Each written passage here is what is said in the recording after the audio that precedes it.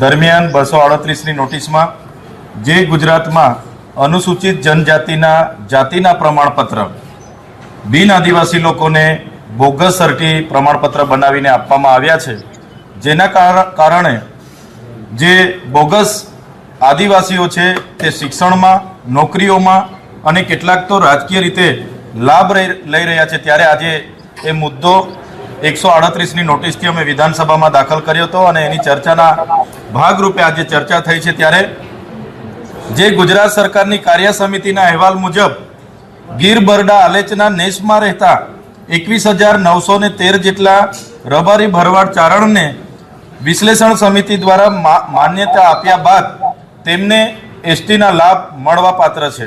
તે સિવાય બાકીના 56,000 જેટલા બોગસ એસટીના જાતિના પ્રમાણપત્ર ગુજરાત સરકાર દ્વારા આરબીસીને આપવામાં આવ્યા છે, તે તાત્કાલિક અસરથી રદ કરવામાં આવે તે આજે માંગ કરવામાં આવી છે અને રદ કરવાની સાથે સાથે જે કંઈ લાભો એ લોકો લઈ રહેલા છે એ લાભો પણ પરત લેવામાં આવે અને કાયદેસરની કાર્યવાહી કરવામાં આવે એ બાબતની આજે રજૂઆત કરી છે। તો એમનો મુદ્દો તો વાજબી છે। તો હવે ડોક્ટર રાજન, આપની પાસેથી જાણવું છે, આંદોલન જે હતું એની થોડી પૂર્વ ભૂમિકા આપશો કે આંદોલન કઈ રીતે થયું હતું અને પછી તમારી શું એમાં ભૂમિકા હતી એ થોડું દર્શકોને બતાવશો? આપ જાણો છો તેમ આપણે જ્યારે ગુજરાત સરકાર દ્વારા અલગ અલગ ઠરાવો કરીને, પરિપત્રો કરીને અલગ અલગ સમુદાયોને સર્ટિફિકેટનો લાભ આપવા માટે ઘણા બધા ઠરાવ કર્યા, બરોબર છે, 2018 પહેલા, બરોબર છે। કેમ કે ઠરાવ તો શું છે, સરકારના હસ્તક હોય છે, એ ઠરાવ કરે છે અને એ લોકોને સર્ટિફિકેટ આપવાની કોશિશ કરે છે। તેમાં એક આ સમુદાય હતો આરબીસી સમુદાય, એટલે સરકારમાં કોઈ સ્ટ્રીમલાઇન કાયદો જ નહોતો, 2018 સુધી કોઈ કાયદો જ નહોતો, જેના કારણે ઘણા બધા સમુદાયો ખોટા પ્રમાણપત્ર લઈ ગયા અને મોટા પ્રમાણપત્ર જે લઈ ગયા એ આરબીસી સમુદાય હતો, જે ગીર બરડા આલેચ નેસ વિસ્તારના જે લોકો માટે હતો। એના સિવાયના જે આજુબાજુ ગામડાઓમાં જે રેવન્યુ વિલેજમાં રહેતા હતા એ ખોટા પ્રમાણપત્ર લઈ ગયા। પણ 2018 માં કાયદો આવ્યો, આપ જાણો છો કે ગુજરાત સરકારે કાયદો પાસ કર્યો કે ઇસ્યુઅન્સ એન્ડ વેરિફિકેશન ઓફ સર્ટિફિકેટ માટે કાયદો પસાર કર્યો। એના પછી આખી પ્રક્રિયા સ્ટ્રીમલાઇન થઈ, બરોબર છે। અમારું 2020નું જે આંદોલન હતું આ ખોટા પ્રમાણપત્ર માટે, એમાં સરકારે સમાધાનમાં એવું કર્યું હતું કે જે રબારી ભરવાડ ચારણો છે, જે ગીર બરડા આલેચ નેસ વિસ્તારમાં રહે છે અને 29/1056 ના સંદર્ભમાં એમને લાભ મળતો આવ્યો છે ગુજરાતમાં, તો એમનું ઓરિજિન જે છે ઓબીસી છે। સામાજિક અને કલ્ચરલ અને જે રિલિજિયસ જે પ્રેક્ટિસિસ છે, જે ગીર બરડા આલેચમાં જે રબારી ભરવાડ ચારણ રહે છે ને, આજુબાજુ જે વિસ્તારમાં પણ જે રેવન્યુ વિલેજમાં જે રબારી ભરવાડ ચારણ રહે છે, બધા સરખા જ છે એમને। તો એમને અમારા જે સાથે સમાધાન થયું સરકારનું, એમાં એમને સમાધાનમાં લખ્યું હતું કે આ લોકોને આપણે જે એસટી જે પ્રેશર ઓર્ડર છે એમાંથી એમને બહાર કાઢીશું।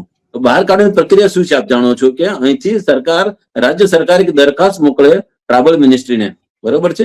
એ ટ્રાઇબલ મિનિસ્ટ્રી જે છે પછી રિવ્યુ લે છે આ જે દરખાસ્તનો, કોને જોડે રજિસ્ટ્રાર જનરલ ઓફ જે ઇન્ડિયા છે એનું ઓપિનિયન લે છે, પછી જે એસટી કમિશન છે એનું ઓપિનિયન લે છે। એને આ બંનેનું ઓપિનિયન લઈને એ ટ્રાઇબલ મિનિસ્ટ્રી છે કેબિનેટમાં એપ્રુવલમાં મૂકે છે અને એપ્રુવલ લીધા પછી એ પાર્લામેન્ટમાં એક્ટ થ્રુ એ લોકો લિસ્ટમાંથી નીકળે છે। આ એક પ્રક્રિયા છે, બરોબર છે। આ પ્રક્રિયા 2020માં અમારા સમાધાનમાં નક્કી કરવામાં આવી હતી, કેટલા વર્ષો થઈ ગયા છે, 4-5 વર્ષ થઈ ગયા। આ પ્રક્રિયા સરકારે કરી જ નથી। સરકારે દરખાસ્ત મોકલી છે ખરી, સરકારની સત્તા હતી દરખાસ્ત મોકલવાની, આગળની જે પ્રક્રિયા સેન્ટરમાં થવી છે એ થઈ નથી। અને હાલનું જે સ્ટેટમેન્ટ છે કનુભાઈ દેસાઈનું, એ ટોટલી કન્ફ્યુઝ કરવા માટે છે ટ્રાઇબલને, વોટની નીતિ અપનાવવાનો એક સંદર્ભ લાગે છે મને, કેમ કે એમનો અત્યારે હાલની સત્તા બનતી જ નથી। જો એમને કાઢવા હોય તો એને સેન્ટ્રલમાં વાત કરવી પડે, પાર્લામેન્ટમાં એક એક્ટ પાસ કરવો પડે, તો જ એ લોકો પ્રેશર ઓર્ડરના લિસ્ટ બધી નીકળી શકે છે। અને ટોટલી પછી જે નુકસાન થઈ રહ્યું છે એનું ભરપાઈ ત્યારે થશે જ્યારે આ બધા જ જે ખોટા પ્રમાણપત્ર વાળા જે લોકો છે એ સરકાર કાઢી શકે। એના સંદર્ભમાં આપણે અમારા જે સમાધાન સંદર્ભમાં કાર્ય કમિટી રચી, જે મેં ચેત્રભાઈ કીધું કે 21,913 જેટલા એના વારસદારો છે, જે તે 29/56 ના જે રબારી ભરવાડ ચારણ હતા નેસ વિસ્તારના વારસદારો 21,913 ક્લિયર કટ છે। એટલે જ્યુડિશિયલ કમિટીએ આ રિપોર્ટ આપ્યો છે, તો એનો મતલબ કે એના સિવાયના બધા જ ખોટા જ છે ને।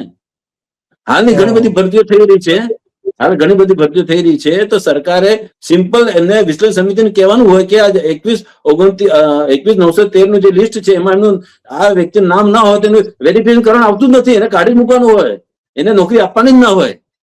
પણ અત્યારે પણ ઘણી બધી ભરતીઓ થઈ રહી છે, જેનું લિસ્ટ 21 કાર્ય કમિટીના લિસ્ટમાં નથી, એ લોકોનું પણ લોકો નોકરી લઈ ગયા છે.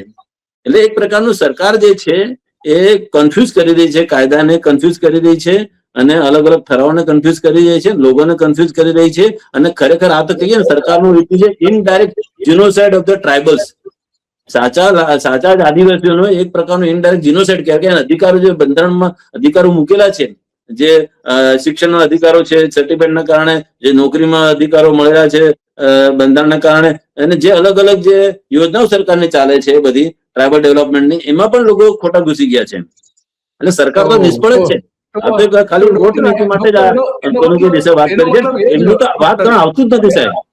એ તો ટ્રાઇબલ મિનિસ્ટ્રી જે સ્ટેટની છે, it is nodal agency for tribes ગુજરાતની.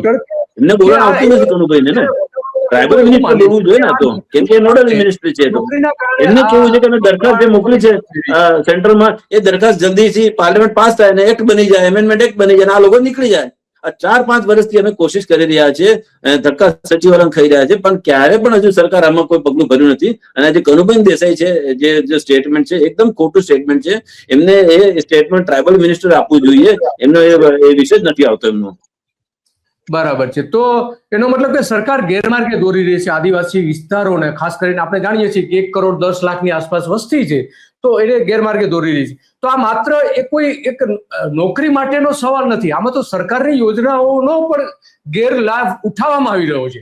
જે ખરેખર આ ટ્રાઇબલ માટેની જે યોજનાઓ હતી, એમાં એની યોજનાઓ છે એને ફાયદો મળવો જોઈએ, એને બદલે બીજા લોકો પણ ફાયદો લે. તો બીજી એક તમે જે આમાં વાત કરી કે કેન્દ્ર સરકારનો હિસ્સો છે, તો આપણા નરેન્દ્ર મોદી, આપણા વડાપ્રધાન, ગુજરાતના રહેવાસી, આમ તો ગુજરાતના સંસદ સભ્ય નથી પણ રહેવાસી આપણે કહી શકીએ, તો એમની પહેલી જવાબદારી બને છે કે આને તાત્કાલિક ધોરણે મંજૂરી આપે. તો તમને એવું લાગે છે કે નરેન્દ્ર મોદી આને મંજૂરી આપશે? હવે જો અમે આ જે દરખાસ્ત છે હજારમાં સમાધાન થયું ત્યારે તો સરકારે એક પ્રાથમિક દરખાસ્ત સેન્ટ્રલ ગવર્મેન્ટે મોકલી ટ્રાઇબલ મિનિસ્ટ્રીમાં, લગભગ 2021માં 12/10/2021 ના રોજ રાજ્ય સરકારે એક દરખાસ્ત મોકલી કે આ જે રબારી ભરવાડ ચારણ છે એ જે છે નેસોમાં છે, તો એમને આપણે એસટીમાંથી એવી દરખાસ્ત રાજ્ય સરકાર મોકલી. ત્યાંથી પછી એક લેટર પણ આવ્યો કે આ જે તમે દરખાસ્ત મોકલી છે તો એના પૂરા જે અમુક ડોક્યુમેન્ટ ખૂટે છે તો પાછા મોકલાવો. બરોબર છે. એ પૂર્તતા ક્યારે થઈ ખબર છે કે 2024માં ફરીથી સરકાર લેટર લખે છે કેન્દ્ર સરકારને, ટ્રાઇબલ મિનિસ્ટ્રીને, કે આમને ઓબીસી વર્ગમાં લઈ જવા. ખાલી એ લેટર જ લખે છે, કોઈ બીજું અભિગમ સરકાર અપનાવતી નથી. એમને શું કરવાનું હોય છે કે જે આંતરમાં જે છે ટ્રાઇબલ મિનિસ્ટ્રી છે એને વાત કરવી જોઈએ. જે એસટી કમિશન જે છે આટલા વર્ષો પછી પણ કોઈ રિપોર્ટ કોઈ બનાવ્યો હોય આના સંદર્ભમાં, દરખાસ્ત સંદર્ભમાં, તો આ વાત તો બહુ દૂરની વાત થઈ ને.